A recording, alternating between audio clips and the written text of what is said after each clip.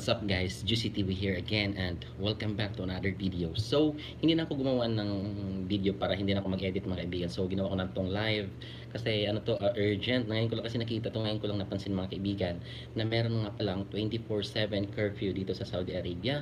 Particularly mga kaibigan sa Makkah at sa Madina. Kasi nagtaka ako kanina kasi may mga ilang kaibigan ako, subscribers na nag-PM sa akin kung legit ba, kung totoo ba nga ba talaga na meron ng curfew dito sa Saudi Arabia. So, sinerch ko mga kaibigan at nakita ko nga, base sa nilabas nga ng Saudi Press Agency, meron na ngang 24/7 na curfew hours dito mismo sa Madina at saka sa Makkah mga kaibigan. So, hayaan nyo akong basahin ko sa inyo ito mga kaibigan. Nilabas ito ng Saudi Press Agency sa Twitter account nila. So, nakita ko nga ito mga kaibigan at hayaan nyo akong basahin ko sa inyo at nang excuse me.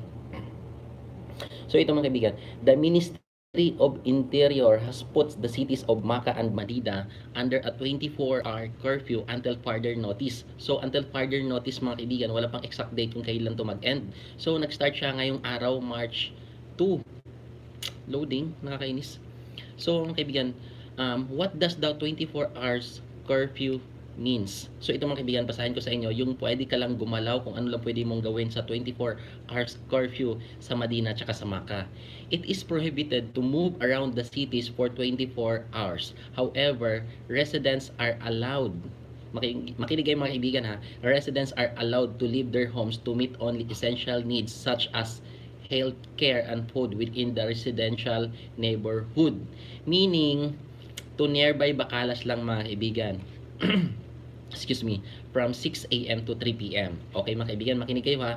Yung taga Makkah at taga Madina dyan, pwede lang kayo lumabas ng bahay ninyo papunta sa bakalan ninyo. Ang pwede nyo lang bilhin doon mga kaibigan ay yung mga importanteng gamit lang, yung mga ito mga kaibigan, nakalagay dito, essential needs such as health care and food within residential neighborhood lang mga kaibigan, na pwede lang kayo lumabas within 6 a.m. to 3 p.m. mga kaibigan. Residents are encouraged to use express delivery services for food and pharmacy needs. So yung mga kaibigan, yung mga online natin dyan, yun yung in-encourage kayo na doon lang kayo bumili, at nang sa ganun nga ay hindi na hassle sa inyo na lumabas pa ng kumubili kung saan-saan, kasi nga naka-curfew hours kayo dyan 24/7. Okay? Those wishing to use banking services and ATMs are allowed according to guidelines set by SAMA and Ministry of Health mga kaibigan. So pwede naman kayo, allowed naman kayo mga kaibigan na gumamit ng ATM tsaka mga kaibigan, yung sa mga banking nyo, pero food stop stores, gas station and banking services will be allowed to operate inside residential neighborhood. So yung mga kaibigan, yung pwede lang dito mag-operate mga kaibigan, yung mga pharmacies, food stop stores, gas station and banking services. Yun lang yung pwedeng mag-operate dito sa lugar na to mga kaibigan. Ito, movement of cars are limited to one passenger only plus driver, total of 2 to reduce contact to a minimum. So yung mga kaibigan, sa mga bumabiyahe dyan nga ay hanggang isang pasahero lang sa isang sasakyan, kasi nga para daw hindi ito, alam naman natin yung crisis natin ngayon. So maximum of 2 lang mga kaibigan, kasama na yung driver. Okay, sa mga taga Makkah Madinah, nag-start na yung 24/7 yung ngayong araw, April 2, sa mga bagong pasok dyan. Again, everyone is encouraged to be responsible, to think of yourself and of others. So yun mga kaibigan, in-encourage nila na tingnan nyo yung sarili nyo para makaiwas kayo sa sakit. At the same time, yung alalahanin nyo yung mga taong nakasalamuhan nyo, nakakasalubong nyo, na sana naman huwag mahawaan dito sa pinoproblema nating krisis ngayon mga kaibigan. Okay? So shout out dyan sa 40 na nanonood. Hindi ko po muna kayo mapansin kasi ito lang, quick update lang to. Kasi tawag dito, ang daming nagtatanong sa akin sa inyo nga na totoo ba yung 24 hours na curfew. So mga kaibigan, totoo nga, within Makkah and Madina lang. Sa mga nagtatanong, totally lockdown na po talaga sila mga kaibigan, yung Makkah Madina, since from ilang araw na ba. So wala na ngang pwedeng pumunta doon o pwedeng lumabas sa Makkah Madina. Yung mga taong nakatira sa taga Makkah or Madina, within that area na lang mga kaibigan, bawal na sila bumiyahe kung saan-saan, pumunta ng Jeddah, Riyadh, kung saan na gusto mga kaibigan, kasi naka-lockdown na sila. Within 24 hours, 24/7 na curfew nila mga kaibigan. Okay? Stay at home as much as possible. practice social distancing.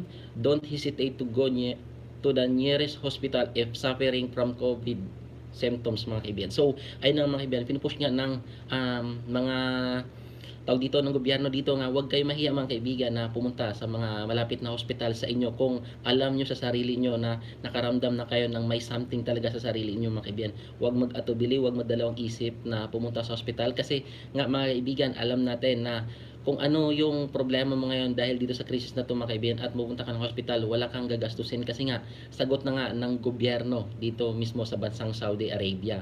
Ulitin ko po, sagutin na ng gobyerno lahat ng gastusin mo pag ikaw ay isa sa dito sa patient ng pinoproblema nating krisis ngayon, mga kaibigan. Kaya huwag kang mag-worry kahit ikaw pa ay walang papel o TNT na tinatawag natin o undocumented person nga dito sa bansang Saudi Arabia. Huwag ka mahiya na pumunta sa pinakamalapit na hospital kung alam mo sa sarili mo na meron ka na palang dinadamdam o may mga sintomas ka na dito sa krisis na pinoproblema natin ngayon, mga kaibigan, kasi wala kang babayaran ni piso kasi sagot na nga ng gobyerno. Okay? Larong-klaro yan, mga kaibigan. Sa mga nag-PM sa akin kanina na hindi ko alam na ano i-reply ko kasi wala akong idea. So since nakita ko nga to ngayon, nagbukas ako ng Twitter account ko at nakita ko nga nilabas dito ng Saudi Press Agency na simula nga pala nga ngayong araw, April 2, ay curfew na dyan 24/7 sa Makkah at sa Madina, mga kaibigan. Sa mga nag-PM sa akin, pasensya at hindi ko kayo na-replyan agad at yung iba lang na-replyan ko. So yun, mga kaibigan, at least kahit ngayon alam nyo na, kaya nag-live ako ngayon kahit pa paano yung iba maging updated din sa nangyayari sa paligid natin dito mismo sa bandang Saudi Arabia. Kaya pala nag-PM yung kaibigan ko nga sa taga Makkah siya nga kung totoo ba yung curfew na 24/7. Wala akong maisagot hanggang nakita ko nga na so yun, mga kaibigan, sa the rest of the cities here sa Saudi Arabia, kung Jeddah ka ma'am, Dammam ka man, kung Riyadh ka, mga kaibigan, please be prepared na lang. Kung sa ngayon ay pwede maaring mag-grocery na kayo ng tambak-tambak na kayo, mga kaibigan, ng pagkain nyo kasi for sure alam natin dito sa bansang Saudi Arabia bigla-biglaan papatupad ng batas. Malay natin bukas mismo magpatupad na agad ng 24/7 sa karating cities dito sa Saudi Arabia, mga kaibigan. Kaya magugulat na lang tayo. Kaya mas mainam ng handa tayo sa mga kababayan ko dyan. Please, mag-grocery na kayo bukas agad ng maaga. Mag-imbak na kayo ng pagkain. Kasi nagulat nga ako, dito pala sa Makkah sa Madina, 24/7 na yung curfew dito, mga kaibigan. At inuulit ko po, alam natin sobrang laki ng multa pag ikaw ay nahuli. Kaya, mga kaibigan, expected na natin itong Jeddah, Riyadh, Dammam ay sa mga susunod na araw ay magiging 24/7 na rin. Kasi as of now, mga kaibigan, sobrang laki na ng kaso dito at pataas na nga ng pataas. Kaya expected na natin yan, mga kaibigan. So ayun, wala yung internet ko, mga kaibigan. So ayun nga, mag-imbak na kayo dyan sa mga taga Jeddah, Riyadh, Dammam dyan kasi ang hirap, mga kaibigan. Huwag ka basta-bastang lumabas kasi alam mo saan, SR. So, almost 130,000 yun pag nahuli ka, di ba? At may posibilidad ka pang makulong. Kaya, yun, mga kaibigan, mag-imbak na kayo ng pagkain. At nang sa ganun, maiwasan na rin natin yung problema na pinoproblema natin. Kasi, mga kaibigan, yung social distancing napaka-importante. Lumabas nga ako kanina at nag-grocery ako, mga kaibigan. Doon ko masasabi talaga na sobrang nakakatakot. Kasi dikit-dikit na yung mga tao. Sobrang dikit-dikit. Tapos alangan maiiwas ka, yung mga food na kailangan mo, yung din ang kailangan ng mga kaibigan. Grabe siksikan sa mga grocery store ngayon, lalong-lalo sa mga bakala, grabe. Sobrang siksikan, mga kaibigan. Kaya nga sabi ko sa inyo, mag-grocery na kayo habang maaga pa kasi wala ganong tao. At the same time, mga kaibigan, konting payo ko lang pala. Kung mag-grocery kayo or kung lalabas kayo ng bahay, kung maaari lang, wag na nyo na ipasok sa loob ng kwarto ninyo or sa bahay ninyo yung mga tsinelas ninyo, mga kaibigan. Kung maaari, iwanan nyo na sa labas mismo ng bahay ninyo. At nang sa ganun nga ay hindi nyo maaring madala yung alam nyo na yon. So yun, mga kaibigan, kasi nakita ko lang kanina sa isang vlog nga yun nga dapat ang gawin daw, na sakaling lalabas ka, may bibilihin ka o may pupuntahan ka, mas mainam na naiwan mo sa labas yung mga tsinelas or sapatos mo at nang sa ganun nga ay hindi makapasok sa bahay mo. Mga kaibigan, delikado pala, sobrang delikado pala. Kaya pala yung ibang countries ngayon ay nagde-disinfect na sa labas sa mga highways nila kasi nga di mo alam pala kung yung virus asan na, kung saan pumupunta, yun pala kasama mo na pala. Tapos kung sino-sinong katao makasama mo, yung makatrabaho mo, yun ang iwasan natin, mga kaibigan. Sabi nga nila, ingatan mo yung sarili mo nang sa ganun ay makatulong ka pa sa ibang kababayan mo na hindi sila magkaroon ng sakit. Kasi mga kaibigan, isipin natin kung ikaw yung magkasakit, kasama mo sa kwarto, kasama mo sa flat, mga tao na kasalamuha, simot talaga lahat, mga kaibigan, mahawat ang mahawaan lang talaga. Kaya yon, Yun yan sinasabi ko na sana alagaan natin yung sarili natin. Kasi sa atin mga galing, sa atin nag-uumpisa. Sa atin lahat nag-uumpisa. Yung paano natin alagaan yung mga kapwa kababayan natin dito, sa atin mag-uumpisa yun. Kasi kung hindi pabayaan mo yung sarili mo kung saan-saan ka pumupunta, hindi mo nililinis yung sarili mo, for sure, pag ikaw nahawaan, talagang simot lahat ng mga taong kakilala mo, ng mga taong nakakausap mo, mga kaibigan. Kaya napaka grabe yung problema to ngayon. Kaya dapat dito natin, laking thankful lang din natin kasi dito natin natutunan kung paano talaga yung totoo paano maglinis sa sarili natin. 'Di ba? Alam mo, share ko nga lang na sana grabe talaga. Alam mo, sa isang araw, ilang beses ako naghuhugas. Parang ang linis ko sa sarili ko. Parang pansin ko kasi dati ang dumi-dumi ko, 'di ba? Yun mga kaibigan, laking yun na merong sobrang napaka-negative mga nangyayari dito, pero on the other side mga kaibigan, sobrang laki rin na itulong para sa atin kasi dito natin natutunan paano magluto, 'di ba? Sino ba naka-relate diyan na grabe mga kaibigan, ilang days na akong tambay, magto 2 weeks na. Dito ko natutunan paano magluto. Yun mga kaibigan, paano alam mo yung doon natin masasabi na quality time talaga na makausap yung pamilya natin. Andun may time na tayo kausapin yung pamilya natin. At the same time, natuturuan natin yung sarili natin paano totally maglinis talaga. Laging ang arte-arte natin, 'di ba? Kahit saan tayo mapunta, hugas ng kamay, tapos alcohol agad. Tapos iniiwasan natin alam mo yung umiiwas na tayo sa tao na dati napaka ano natin na handshake, 'di ba? Mostly dito talaga sa Saudi Arabia. Pag may nakasalubong ka, handshake agad. Pero ngayon, natutunan mo na yung social distancing talaga mga kaibigan. Tapos hindi pag lumalabas ka sa bahay mo, parang ayaw mo magstay ng matagal sa labas kasi natatakot ka. Alam mo yung bumabalik ka sa bahay, alam bumabalik sa sarili natin yung tinatawag nating disiplina. Yung natuturuan natin yung sarili natin paano disiplinahin. Kaya minsan nakikita din natin sa kabilang banda na may naitulong din siya sa atin. Tapos yun nga, yung paligid natin, napakatahimik na, napakalinis. Yung, ngayon nga, may mga lumalabas na mga pictures na parang ang linis na ng paligid. Yung, alam yung ulap na napakakulay dilaw na, kulay asul na pala mga kaibigan. Nakakatuwa lang isipin, pero on the other side talaga, sobrang laki talagang apekto sa atin mga kaibigan. Sobrang grabe tong krisis na pinoproblema natin ngayon. Sobrang grabe. So, kaya nga mga kaibigan, sinasabi ko nga, na sana alagaan nyo yung sarili nyo nang sa ganon ay parang inalagaan nyo na rin yung mga taong kakilala nyo o nakakasalubong ninyo. Lalong-lalo na yung mga frontliners natin mga kaibigan, yung mga doctors and nurses natin ng mga kababayan. Yun na lang natin, isipin na lang natin sila. Isipin natin sila mga kaibigan na may mga pamilya din sila.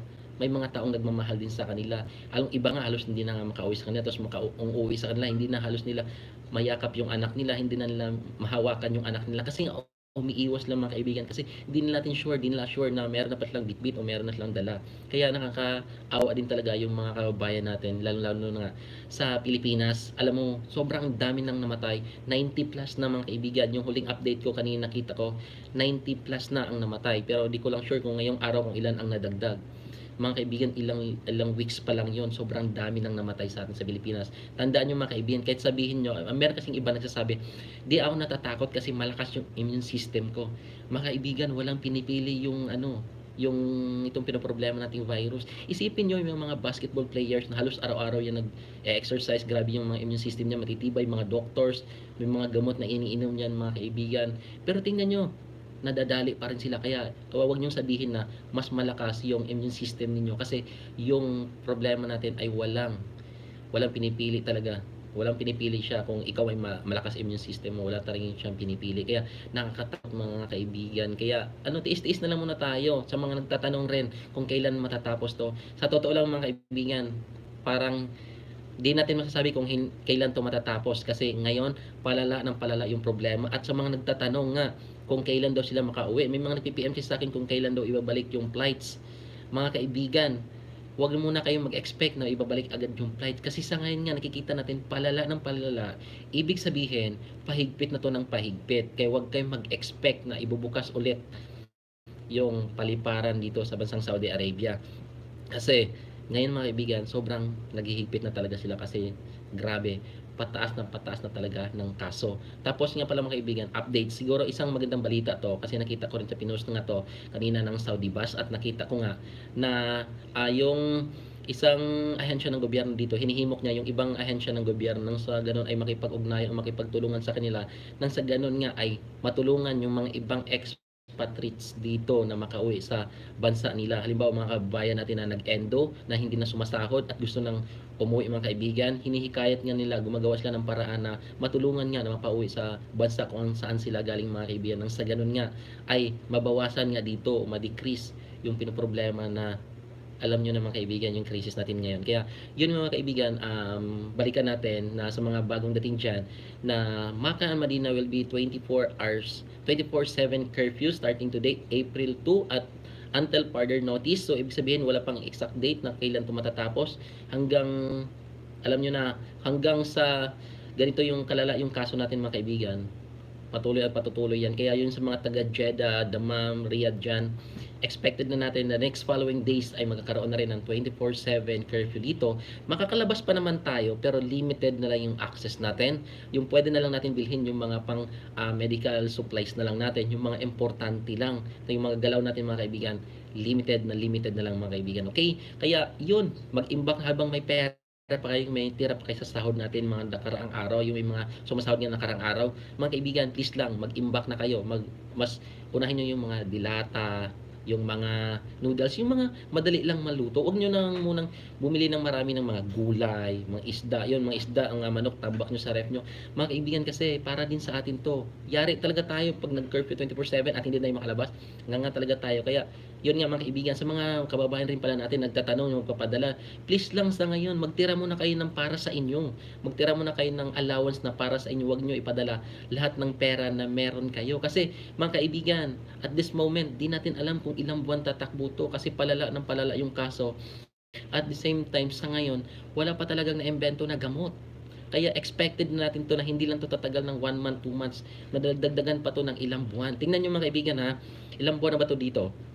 Magti 3 weeks na ata, pero tingnan nyo nangyari, walang nangyari.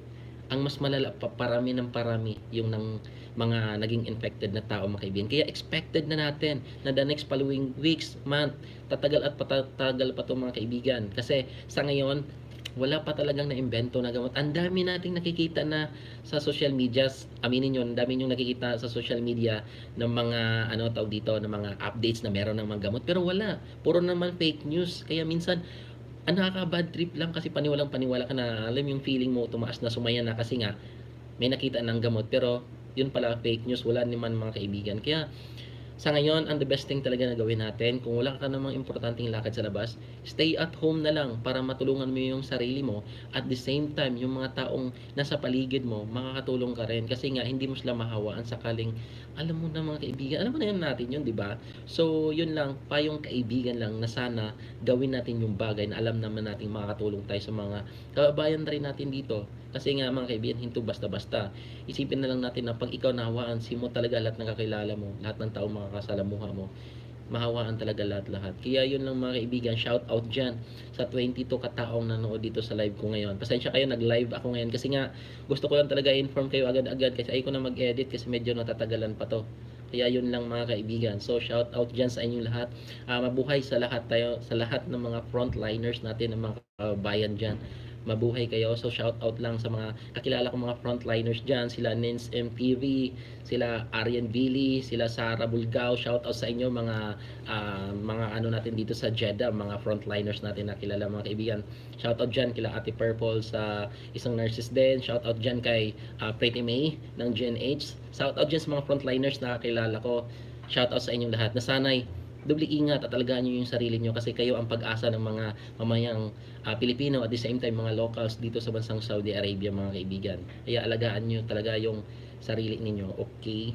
Alagaan nyo yung sarili nyo kasi ang hirap na sa panahon ngayon, sobrang nakakatakot na talaga. Tsaka mga gustong umuwi dyan, huwag na kayo umasa na makakauwi kayo basta-basta kasi wala kayong pag-asang makauwi sa ngayon kasi palala ng kaso. Tsaka sa mga kababayan natin na nakakaawa lang sa mga kababayan natin sa Pilipinas, yung mga nag-resign lately lang kasi papunta dito sa Saudi Arabia or sa ibang bansa, nakakalungkot lang, mga kaibigan, kasi nawala na silang trabaho at the same time, wala na silang pag-asa na makapunta dito agad-agad sa ngayon. Kasi nga, super naka-lockdown na halos lahat ng bansa at wala ng mga international flights. Kaya nakakalungkot lang kasi may mga ilan talaga akong mga kaibigan na at yung nantay lang, mga kaibigan, yung yung flights details na lang nila sa eroplano papunta ditong Saudi. Kaso nga nakabutan sila dito sa problema nito. Kaya sobrang nakakalungkot kasi nag-resign sa trabaho, nawalan ng trabaho at Yun mga kaibigan, wala namang pagkukunan.